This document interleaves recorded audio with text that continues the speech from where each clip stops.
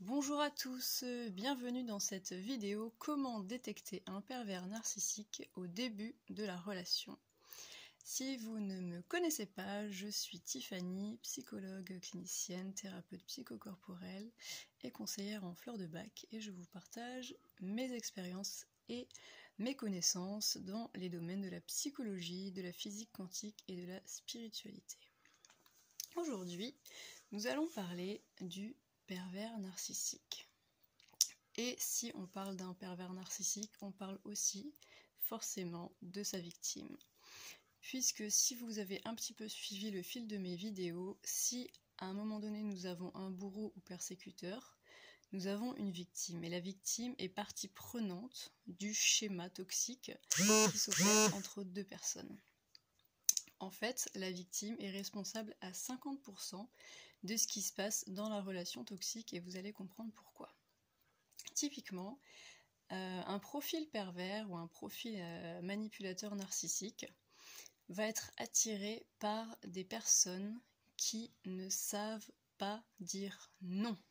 Mais vraiment, c'est, je crois, la clé.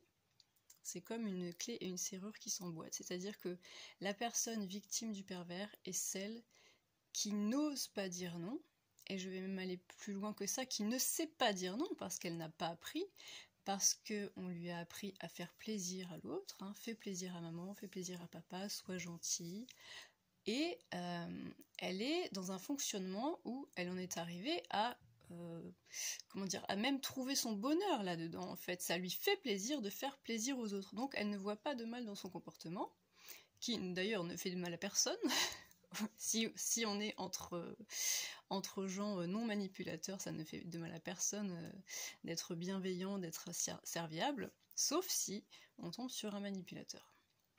Et donc, elle est dans ce schéma-là. Le pervers, lui, a la même incapacité en miroir, c'est-à-dire que pour lui, il est incapable d'entendre le non chez l'autre. Pour lui, ça lui est insupportable. Il ne sait pas faire avec l'opposition. Il ne sait pas faire quand l'autre lui oppose un non, une fin de non-recevoir. Et en fait, ces deux personnalités vont s'emboîter parfaitement. Et c'est pour ça que c'est un genre de relation qui peut durer sur plusieurs années, parce que finalement, chacun est dans ses mécanismes.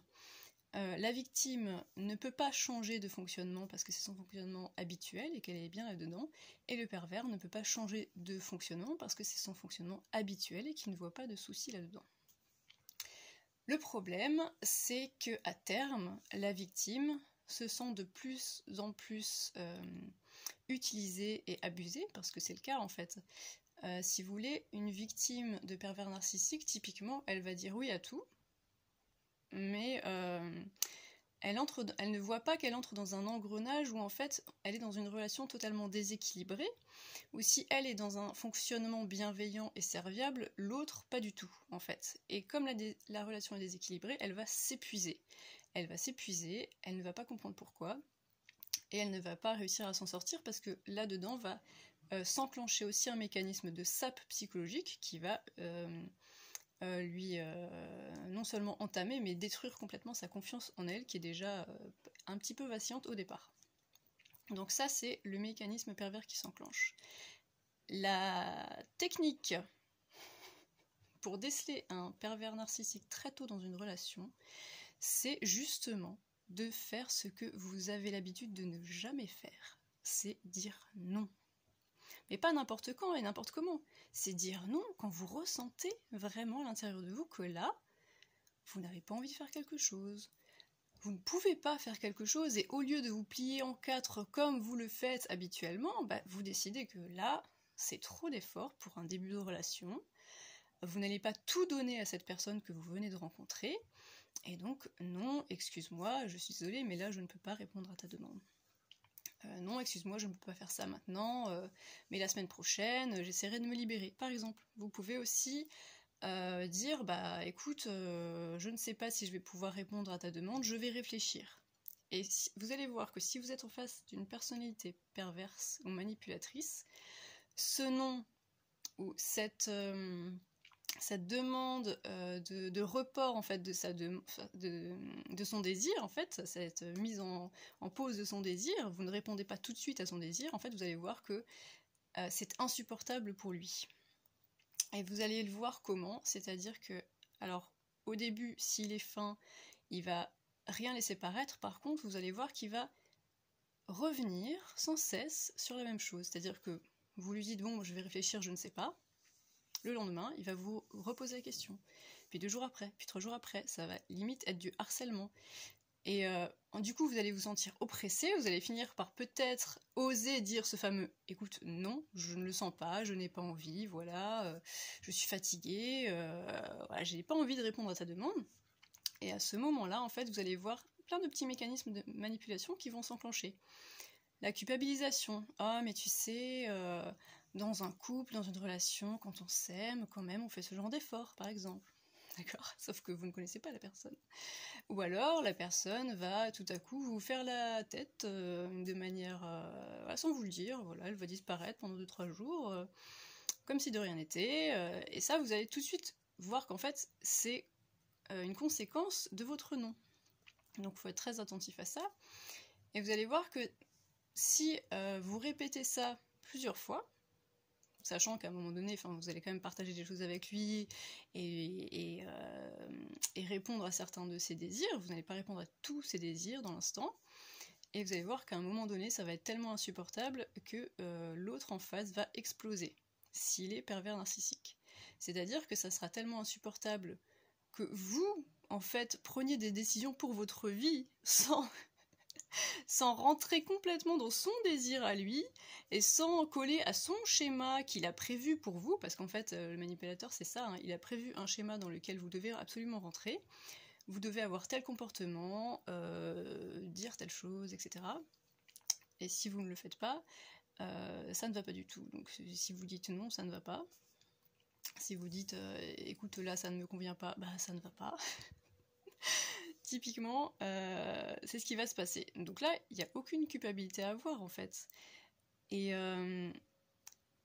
en fait, vous pouvez faire le test avec, par exemple, un ami que vous connaissez depuis longtemps, depuis des années, en qui vous avez confiance. Si à cet ami, vous dites non, à un moment donné, écoute, je ne peux pas, etc., vous allez voir que cet ami, qui est bienveillant et qui n'est pas manipulateur, ne va pas rentrer dans des mécanismes de manipulation pour absolument vous faire rentrer dans son désir et vous convaincre que si, vous allez répondre à sa demande, en fait. Il va lâcher l'affaire.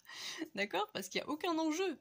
Il n'y a aucun enjeu. Il y a un enjeu seulement chez le manipulateur, chez le narcissique, qui pour lui, c'est ça touche quelque chose en lui qui est tellement, comment dire, qui lui fait tellement, qui le déstabilise tellement qu'il ne peut pas faire avec, en fait.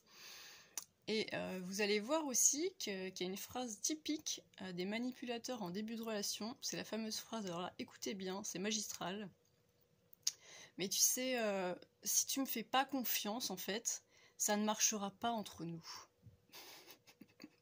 Non, mais écoutez cette phrase, quand même, c'est magique. Si tu ne me fais pas confiance, entendre aveuglément, hein, ça ne marchera pas, ça ne pourra pas fonctionner. Pourquoi ? Parce que le manipulateur, il fonctionne sur une confiance aveugle. Par exemple, il vous dit quelque chose, mais il va faire l'inverse le lendemain. Mais vous devez lui faire confiance quand même. Ce qui est sous-entendu, c'est « tu dois me faire confiance quoi que je dise et quoi que je fasse ». Même si vous le prenez en flagrant délit de tromperie, vous ouvrez la porte un jour, vous le voyez nu avec quelqu'un d'autre, il va vous dire « chérie, c'est pas du tout ce que tu crois ». Et là, passé les quelques secondes de sidération, vous allez pouvoir dire « mais ça tombe bien mon cœur parce que je ne crois rien du tout, je constate seulement ce que je vois ». Et donc là, s'il est tordu, il va vous dire un truc du genre « ah mais justement, alors l'information que tes yeux envoient jusqu'à ton cerveau, c'est ça qu'il ne faut pas que tu crois ». Vous voyez le délire en fait dans lequel on entre, il n'y a rien qui tient, tout est mouvant, et c'est comme ça qu'il essaie de vous retourner le cerveau. Donc le « fais-moi confiance » ou « ça ne marchera pas entre nous », c'est à fuir en fait. Et si vous vous écoutez dans les relations, à quel moment est-ce que vous dites à quelqu'un « fais-moi confiance » ? C'est certainement pas au début d'une relation où justement on ne connaît rien de la personne, on ne sait pas qui elle est, on n'a pas pu justement vérifier s'il y avait une cohérence entre ce qu'elle dit, ce qu'elle vous raconte d'elle, et ce que vous pouvez observer d'elle, entre ce qu'elle dit et ce qu'elle fait. Vous n'avez pas pu expérimenter si à un moment donné elle s'engage dans quelque chose, par exemple, elle vous donne rendez-vous, est-ce qu'elle tient ses engagements? Est-ce qu'elle vient à ses rendez-vous? Est-ce qu'elle ne vous pose pas des lapins? Est-ce qu'elle est honnête? Est-ce qu'elle est bienveillante? Enfin, tout ça, vous ne le savez pas en fait. Vous ne pouvez pas faire une confiance aveugle à quelqu'un en début de relation. Par contre, les personnalités qui vont vous demander ça dès le début, sans vous connaître, c'est les manipulateurs. Et juste eux. D'accord? Parce que les autres personnes savent que, bah, non, vous ne pouvez pas leur faire confiance dès le début parce que vous ne les connaissez pas. Et eux non plus ne peuvent pas vous faire confiance puisqu'ils ne vous connaissent pas. Donc si quelqu'un vous dit ah ben je te ressens, j'ai confiance en toi, il n'y a aucun souci, bah, méfiez-vous aussi. Vous pouvez dire bah écoute non, tu ne me connais pas en fait. Tu ne sais pas qui je suis.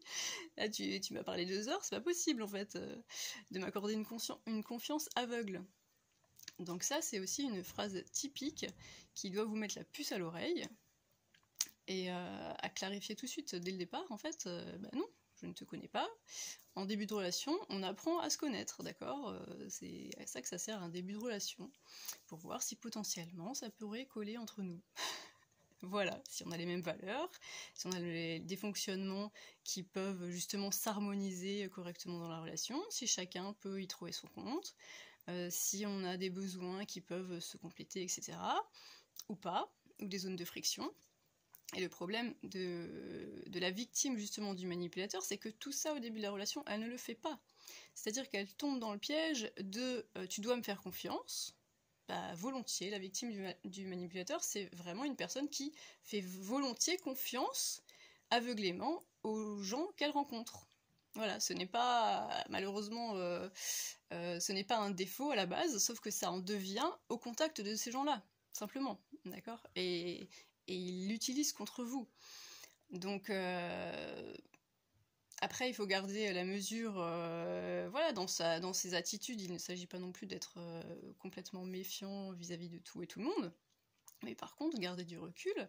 Et si vous constatez des incohérences, des manquements, des choses vraiment qui clochent, ou des comportements manipulateurs, ce qu'on appelle des red flags, bah, gardez vos distances et ne plongez pas tête la première dans cette relation, corps et âme, à tout donner à l'autre, le moindre de ses désirs, parce que sinon il se sent mal, sinon lui ne peut pas vous faire confiance, eh ben tant pis. Écoute, tu peux pas me faire confiance parce que je ne réponds pas à tous tes désirs à la minute, c'est pas grave, ça ne m'intéresse pas. Voilà, j'espère que cette vidéo vous aura parlé, n'hésitez pas à liker, partager, à commenter. Et je vous retrouve très bientôt pour une prochaine vidéo. Bonne journée!